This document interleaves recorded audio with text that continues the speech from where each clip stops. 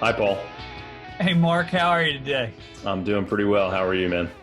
Good. I understand we're going back into the archives today. We are. We're doing a special edition. We're doing the home edition. And instead of looking at guitars, we're going to look at images from our scrapbooks. We have a bunch of historic images, a lot of interesting stories to go through. I would be an honor to do it. I've seen some of these pictures you're going to go through, and I've never been able to speak about them, so let's go. So, Paul, these scrapbooks are pretty old. You started doing this a really long time ago. What were you using them for back in the day?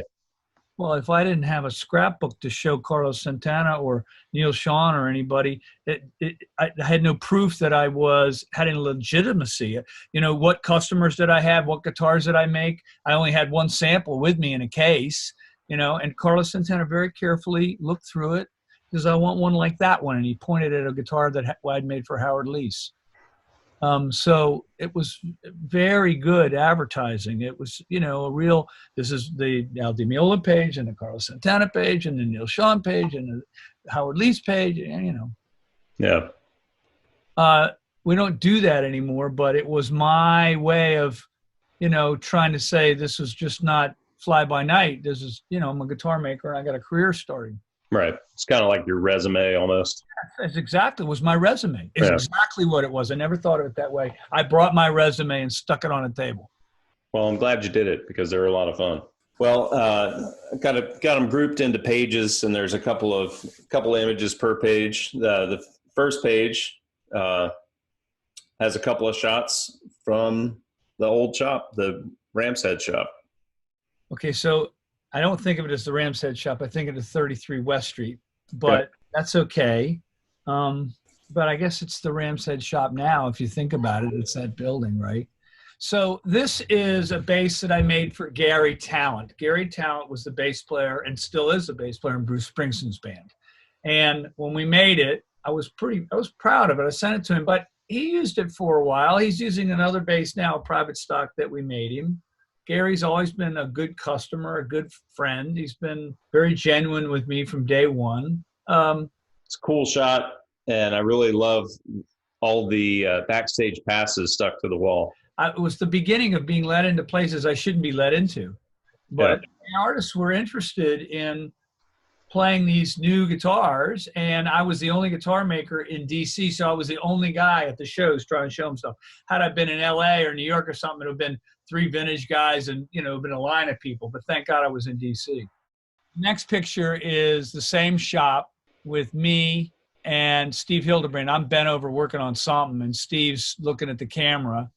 And he was a real woodworker. He taught me a tremendous amount about woodworking. He was a very good friend and was great at this stuff. You can see how old the telephone is. I mean, this was back in the day, as they say, right? Yeah. The middle picture is of the Ram's Head, but much later, because when we were there, it said guitar shop and a little teeny white thing next to the door. But the 2 bottom pictures were taken in the room up. If you look at the roof, there's 2 windows, and the one on the upper right is the window for the picture of the room of the pictures on the bottom. The one on the bottom left is me the night I finished the first guitar for Carlos Santana. I've looked at that picture a million times. How did he know how to do the headstock shapes and the headstock angle and the neck shape and the finish and the truss rod and the fret positions and the inlays and where the pickups go and the bridge and the carving and the body shape and the neck angle and the wiring and it just goes on and on and on and on. And I have an idea. I mean, it was done in baby steps. The first guitar was, a single cutaway and then a double cutaway and then a single pickup and then a double pickup and then eventually it was a curly maple top, and it slowly progressed. But there was some inherent understanding of it really early on.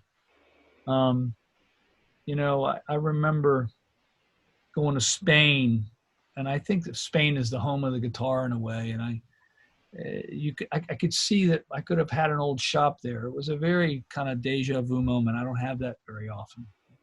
But the guitars we make now aren't that dissimilar from the guitar I'm holding there. Yeah, that's true. And the other one is of John Ingram and myself and Gina Lee in the same shop holding instruments. But what's interesting about Gina, other than her being a dear friend and very smart and very giving woman, is that we ran out of work. And Gina said, well, I can fix that. And I said, how are you going to do that? She goes, well, I'm going to become Loretta Stiletto, my pen name.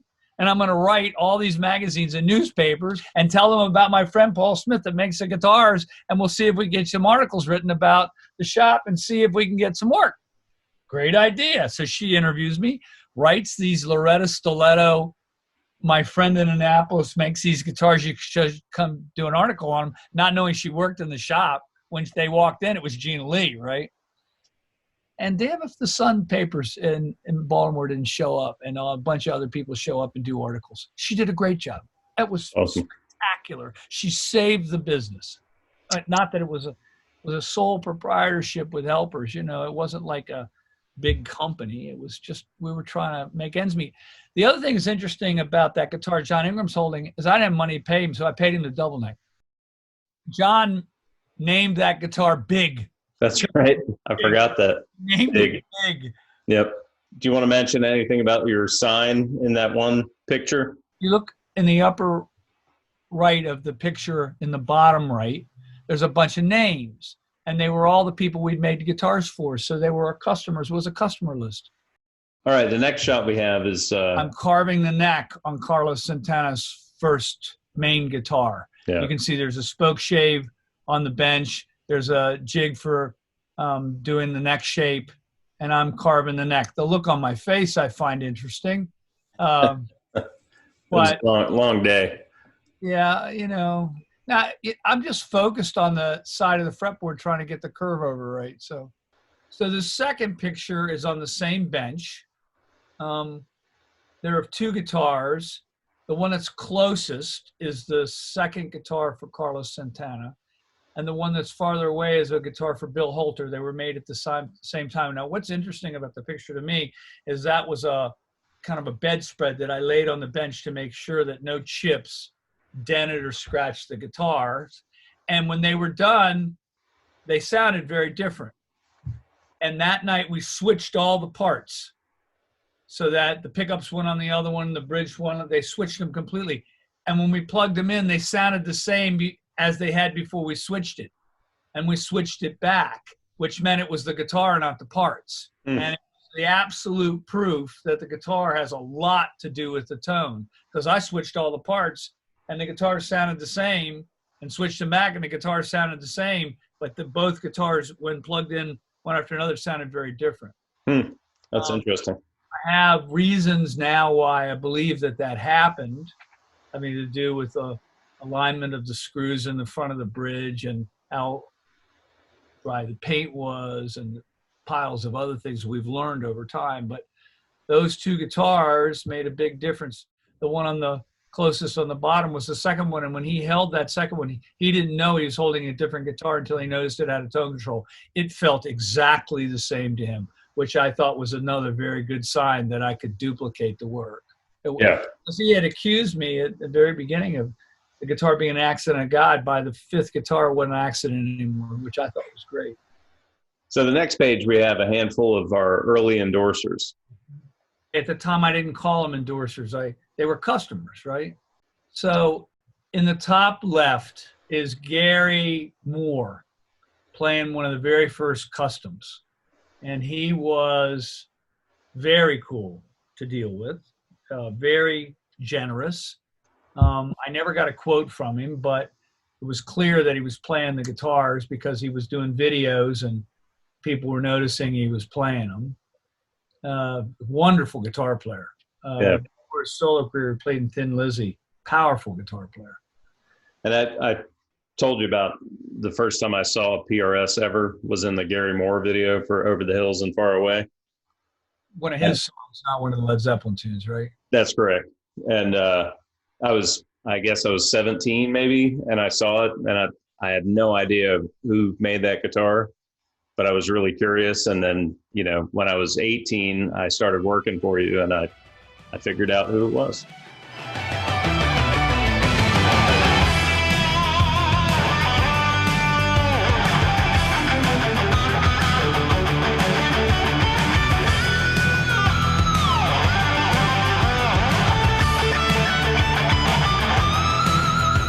right, let's go on. The one on the upper right is Al Di Meola playing a synthesizer guitar that I had made for him.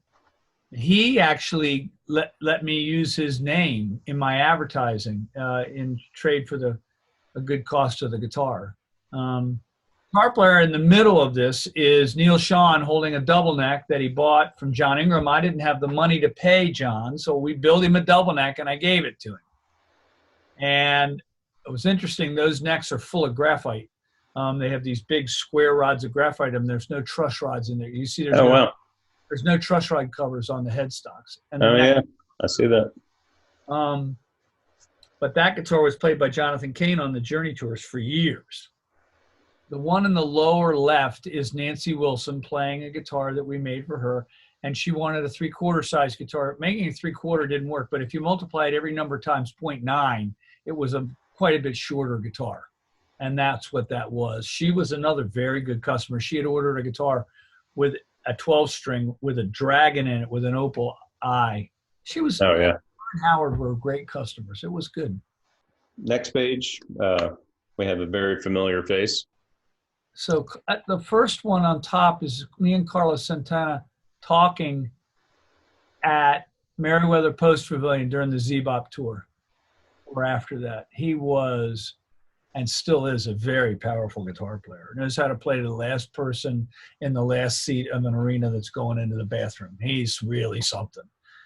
What a guitar player. He knows how to play stadium guitar.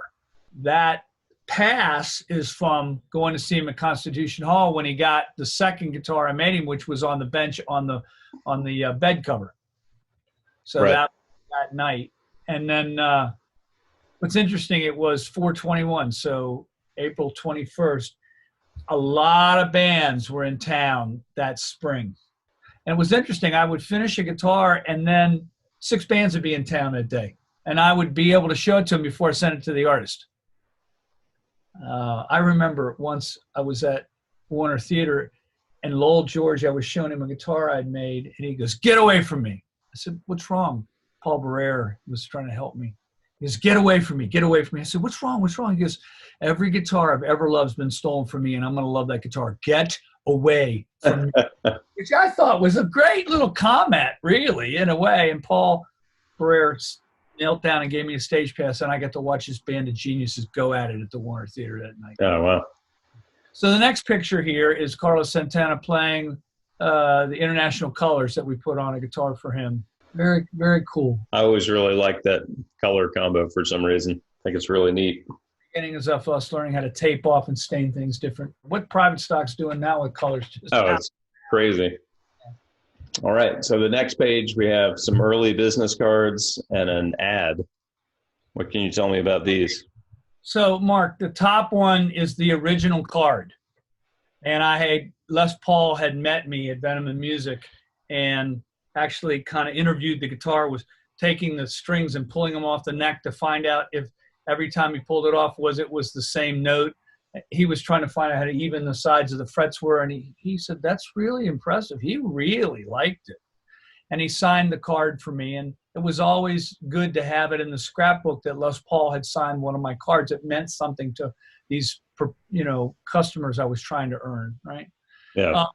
But I got a check from Peter Frampton made out to Paul Luthier, and that was the end of that card.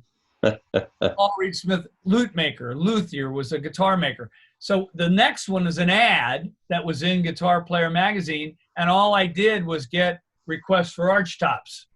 That was the end of that Luthier. So I changed the card to the bottom one, fine handmade guitars, and all of a sudden it was guitars, it wasn't arch tops or, Paul Luthier or whatever it was. I can see it's the same font, Paul Reed Smith Luthier on the top card, Paul Luthier. I begged the woman at the bank to cash a check. Oh, I needed the money so bad. All right, so what do we got here? We got 2 pictures. Let's talk about the bottom one first. The bottom was the very first trade show in January at Anaheim, at NAMM. There's a picture of Carlos there on the left, the original photograph that we had mounted that we got awards for, the original poster, the original logo. That logo that's on that piece of felt on the table, Dennis Voss designed. Yes, he did. And he told me how he did it. It was crazy. Well, I mean, it's the way that designers used to do it with rub-on letters. Yeah. And he ran out of the font, I think, that he was using. So there's like a mixture of 3 different fonts in that logo. Did a great job. Yep. I told him I wanted something like the MXR logo, which when you saw it and you knew what it was. You saw it and you knew what it was. I didn't want some crazy logo. And so that was the first logo. And then we had to write PRS guitars, and then we added the Paul Reed Smith on it to it. It changed 3 or 4 times. But you can see that the logo over the light in the little backdrop wasn't a logo. That was just written out, Paul Reed Smith guitars. Yep. Early on stuff. Yeah. Some of the original guitars. And, you know, there was an amp there that we had people play through, and we'd bring them in and show them the guitars, and we were trying to get orders. And everybody would say, why do we don't need another guitar line. We don't need this. There's too many guitar lines. And they play the guitar and they go, maybe this is good. Maybe we do need another guitar line. I love the Bud Davis stripe guitar. Yeah. Yeah. Well, Bud was doing a lot of that custom, you know, motorcycle gas tank painting for us, you know, on the guitars. Yeah. Ted Nugent used a few of those, didn't he? Mm-hmm. All right. The next shot we have is a couple of rough looking characters outside of the Virginia Street or Virginia Avenue shop. So you've got Michael Dealey, Larry Melton, John Ingram, myself, David Witt, and Jeff Loma. There was some of the very original people that worked at PRS. You can see that logo's on the door, right? But we were a motley crew. We did good. We did well.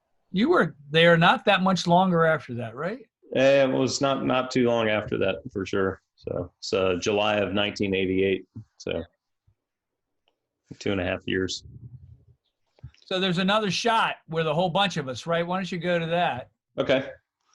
Yep. That was a little bit later, right? Or there you go. So there's the same group of people with some extras, right? Yep. Butler and Jeff Jacobson and Chris Bavaria, a whole bunch of us, PT. Yep. Mike Files. I think that Barbara took the picture. So here's a shot of the early shop with all the metal jigs and fixtures laying on tables, right? That was the wood shop at Virginia Avenue? Wood shop at Virginia Avenue. It was so different looking when I started. There was like a dividing wall down there. No. Standing benches on either side. We had put the neck area in and made it a straight line. Yeah. Yeah, I remember. So there's the one on the right is a machine for rounding fretboards, right? And the next one over to the left is for putting the truss rod slot in. Hey, look, it's Jack. Jack's one of the 3 people in charge of the company. Worked from that position up. He's doing all the SE guitars. He's deeply involved in everything. Look at Jack. That's amazing. All right. We have just one more image to talk about today. So that's Ted Mccarty visiting the factory the first time. He couldn't see very well. He had a dislocated retina and was early on, and they had tried to put it back on with lasers, but he had the laser. They had it too hot, and it was too bright, and it had not done its job. So the reason his hand's on the guitar is he was melding him feeling it in the middle and then his peripheral vision on the outside. And we gave him a Les Paul that day. He said he didn't own an old Les Paul, so we gave him one. It wasn't a dry eye in the house when we did it. We had gotten it. Doug Chandler had gotten it from Pete Townsend, right? Yeah, it was a early Les Paul SG. And Ted said he didn't have an old Les Paul, and you know, when he died, there was one in his basement. We just didn't think it was spiritually right that he didn't have one of the things that he'd made, so we gave him one. Yeah, that's awesome. It was a good day. He was a cool guy. It was very cool. So, look, this archives thing, these are stories I haven't told. A lot of stories I have, a lot of stories I haven't. It's all kind of interesting. You know, I think we like guitars. I'm holding one I like very, very much. You like guitars. Sure do. here helping with the filming of this likes guitars. And there's something about it that we enjoy that doesn't get boring. There's something nice about guitars and the fact that there's a history here of making them, and you're basically dipping into this stuff. You know, I really like to hold Ted Mccarty's guitars or Leo Fender's guitars or these old guitars because everything they thought that day is in that instrument, you know, and in a way, what I thought during these periods of time that you're showing is that's what I thought those days, right? You know, that's how we thought Final Assembly should be. That's how we thought the jigs and fixtures should be. That's how we thought it's the best we had to work with. And I don't remember ever resenting anything. It was always kind of magic. And I appreciate the opportunity to go through all this stuff. What you guys are seeing behind my head is the ceiling of my recording studio. I have a man cave that a lot of our artists come here and record, which I enjoy doing. Most recently, Bosco's been here and Magnolia Boulevard's been here. You know, Martin Simpson came here and recorded a record. Tony McManus has recorded here. There's been a lot of artists record here. And I enjoy doing that for artists. It's a tool to capture music. That's what a recording studio is. And it's a different art form than making guitars, but it's also kind of tied together. Recently, there's a piece of gear here that has always sounded really good, and I was able to incorporate what I discovered about its engineering into a guitar amp. It's all very, very tied together. And I like that part. And I think that the history is tied together. What we do now to what you're showing us here, Marc, is all very tied together. It's all sure. Intertwined. Yep. So, thanks for doing this. I appreciate everybody at PRS, everybody on the marketing team is a part of this. You and I doing this together, Marc, is really easy because there's so much history here. And thanks for letting me tell the stories. I appreciate it. Thank you, Paul. That was fun. We'll do it again. All right. See you guys. Bye. Bye.